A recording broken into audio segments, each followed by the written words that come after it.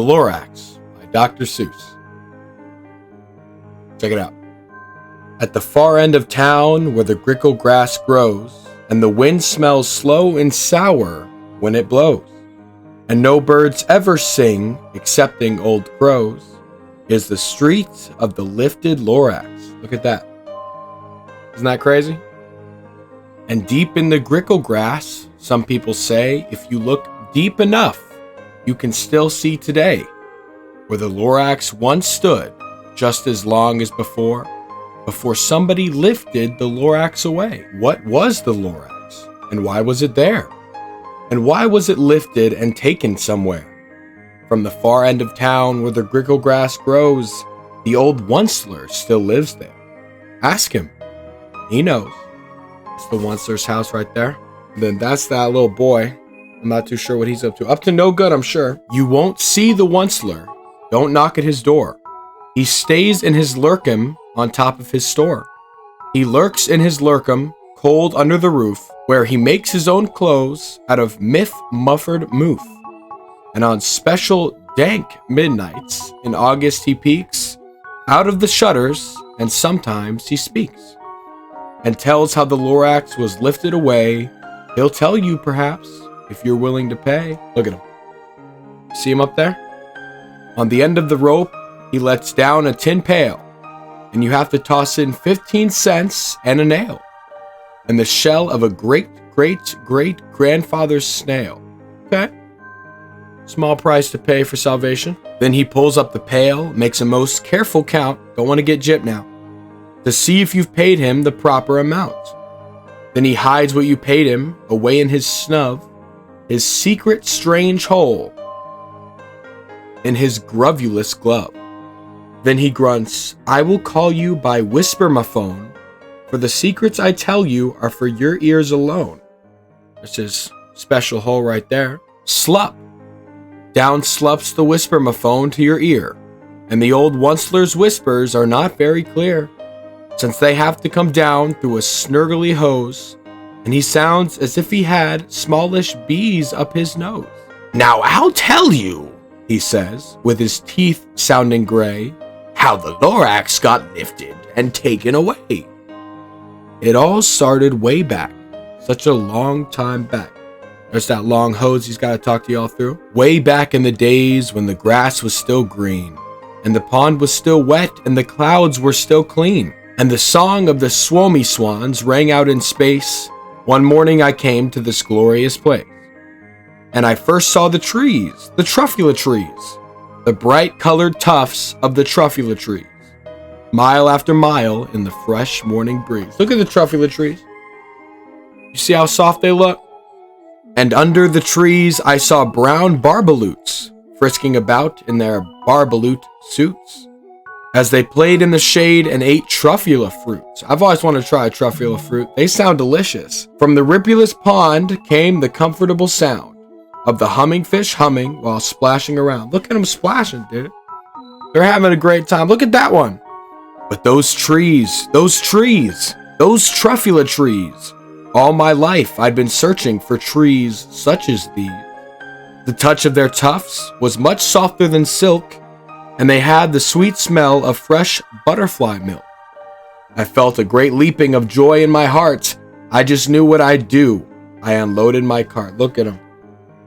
Look at him. He's up to no good. He is up to no good. In no time at all, I had built a small shop. Then I chopped down a truffula tree with one chop, and with great skillful skill and a great speedy speed, I took the soft tuft and I knitted a theed. Here's his little shop right here. There's the thneed. Not too sure what that's used for. That little bear, he's getting a good look. I don't think he likes what's going on here. The instant I'd finished, I heard a great gazump. I looked and I saw something pop out of the stump of the tree I chopped down. It was sort of a man. Describe him? That's hard. I don't know if I can. He was shortish and oldish and brownish and mossy, and he spoke with a voice that was sharpish and bossy. Look at him. That's the Lorax. He's hanging out. Mister, he said with a sawdusty sneeze, I am the Lorax. I speak for the trees. I speak for the trees have no tongues. And I'm asking you, sir, at the top of my lungs. He was very upset as he shouted and puffed. What's that thing you've made out of my truffula tuft? As you can see, he's very upset. He's very upset with what he's made here. Look at him pointing. Look, Lorax, I said. There's no cause for alarm. I chopped just one tree. I am doing no harm. I'm being quite useful. This thing is a thneed. A thneed's a fine something that all people need. It's a shirt, it's a sock, it's a glove, it's a hat. But it has other uses. Yes, far beyond that.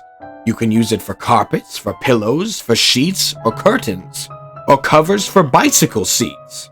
The Lorax said, Sir, you are crazy with greed. There is no one on earth who would buy that fool thneed. Personally, I'm not too sure I'd buy something like that myself, but the very next moment, I proved he was wrong.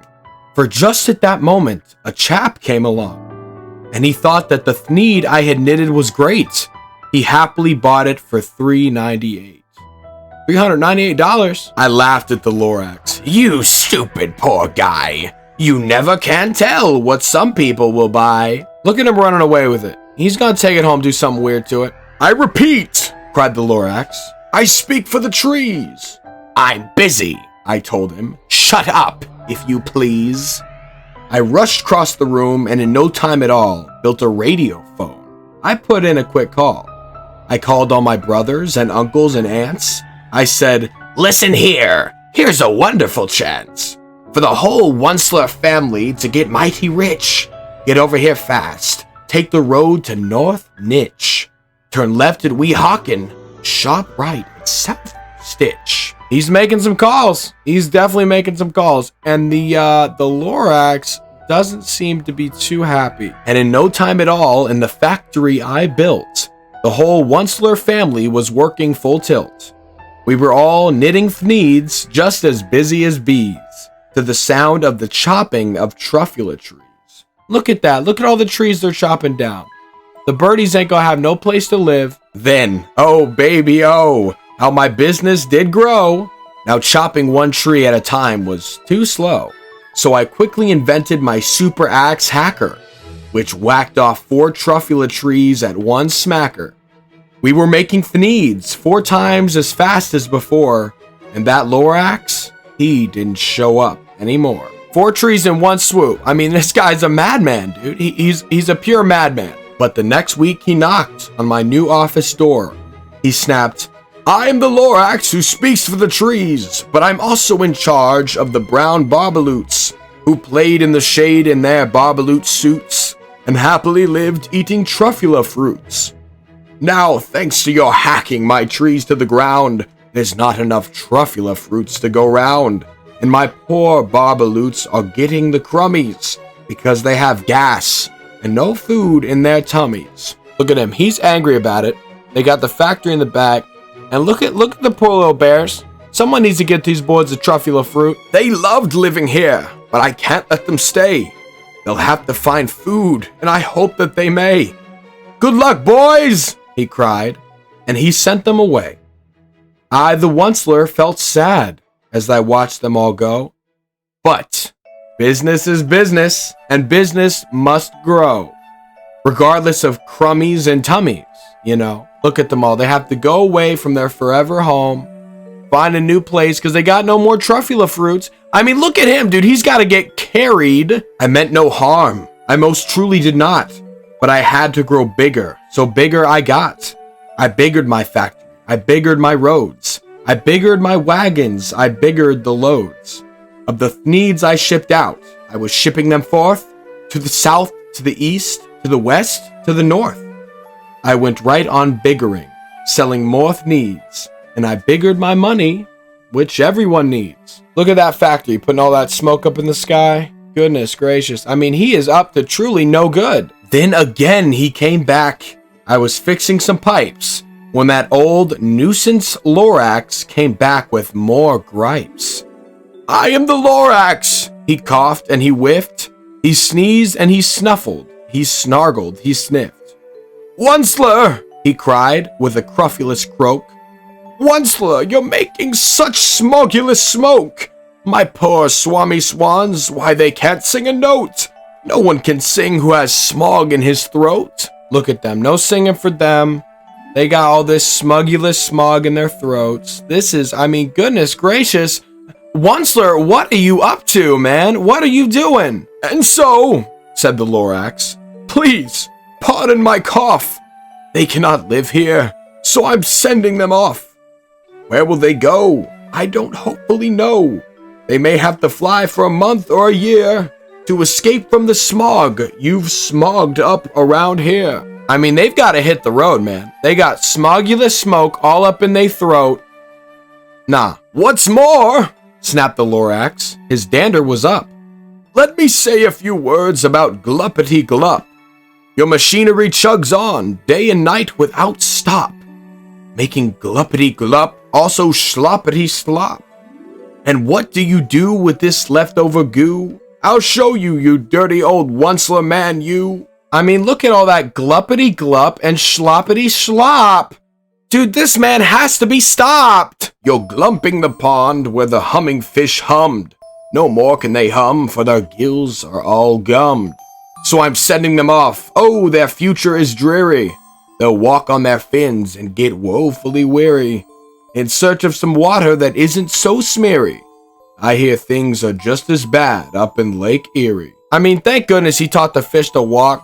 As you can see, he's really sludging up their entire pond, so they gotta hit the road. And then I got mad. I got terribly mad.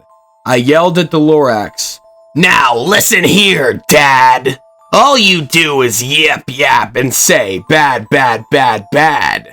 Well, I have my rights, sir, and I'm telling you, I intend to go on doing just what I do. And for your information, you Lorax, I'm figuring on biggering and biggering and biggering and biggering, turning more truffula trees into thneeds, which everyone needs. This guy's gone full loco. He just wants to help the poor animals who can't speak for themselves. And at that very moment, we heard a loud whack. From outside in the fields came a sickening smack of an axe on a tree. Then we heard the tree fall. The very last truffula tree of them all. That's the last one. A bright pink one. That's it. No more truffula trees. No more trees, no more thieves, no more work to be done. So in no time, my uncles and aunts, everyone, all waved me goodbye, then jumped into my cars and drove away under the smoke-smaggered stars. Now all that was left neath the bad-smelling sky was my big empty factory, the Lorax, and I. They're hitting the road, man. Look at them go. They're out of here, bro. They are out of here. The Lorax said nothing, just gave me a glance. Just gave me a very sad backward glance. As he lifted himself by the seat of his pants, I'll never forget the grim look on his face when he heisted himself and took leave of this place through a hole in the smog without leaving a trace. Look at him. There he goes. I don't know how he's doing that. He's magical. And all that the Lorax left here in this mess was a small pile of rocks with one word: unless. Whatever that meant, well, I just couldn't guess. That was long, long ago, but each day since that day, I've sat here and worried away. Throughout the years, while my buildings have fallen apart, I've worried about it with all of my heart. There it is, it says unless. What do y'all think that means? I think I have a pretty good idea. But now, says the Onceler, now that you're here, the word of the Lorax seems perfectly clear. Unless someone like you cares a whole awful lot, nothing is going to get better. It's not. We're back in the little Onceler house. We got the little boy, he's chilling. So, catch, calls the Onceler.